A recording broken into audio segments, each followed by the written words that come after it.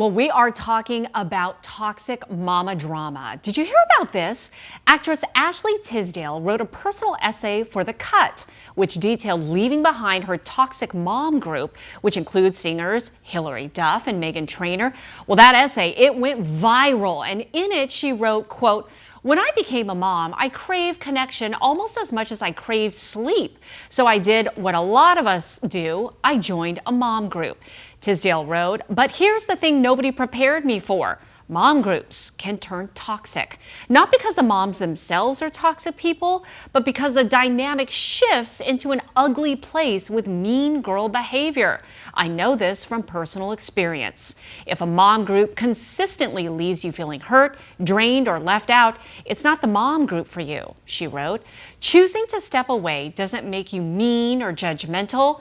It makes you honest with yourself. It's also worth remembering that friendships, like all relationships, have seasons." Wow. So joining me now is therapist Julianna Lyddon of Connect with Julianna. This is so interesting.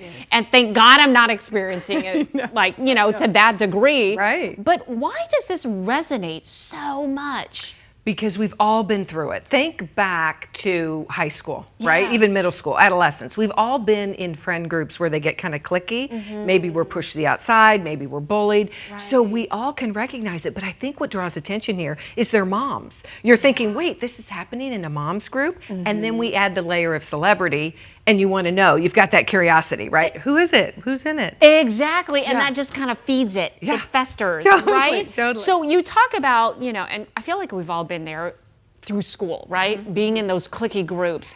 What is actually happening psychologically, though? Because that could be so damaging. Yeah, it is. So everybody has their best behavior when they start out in the group, right? And then slowly you start to see patterns. So those of us that are more controlling step up to the plate, those that have a louder voice, those that want to bully, and we all kind of move into those roles. And then before you know it, all those patterns start showing up. And they just have a life of their own. And there you go. You're into that situation where you can feel like you're kind of an outcast sometimes. It's not a good feeling. Yeah. Exactly. So, why is it, though, that you would think that you left this behind in high school, right? Or even elementary school, for that matter, right? I see it with my kids.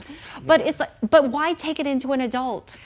Well, isn't that the great question? I mean, it's because you aren't working on yourself, right? Yeah. I mean, sometimes we don't see ourselves and we go through our lives and we're just like one, kid that never grew up. Right. We know those people. We've seen those people in our circles. You know it's bad. Yeah. You know it's negative. Yeah. And they don't change it. Yeah. So they just are an exaggeration of what they used to be, and that pattern ensues. Okay, so this is the hard part.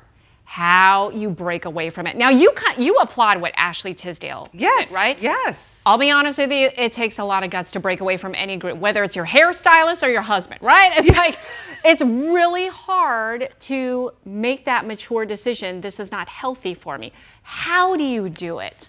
Well, you've really got to take on that challenge. If you're that upset, right, the pain is going to make that decision. So if you're in it and you're just complaining about it all the time, you feel like crap, you need to let them know.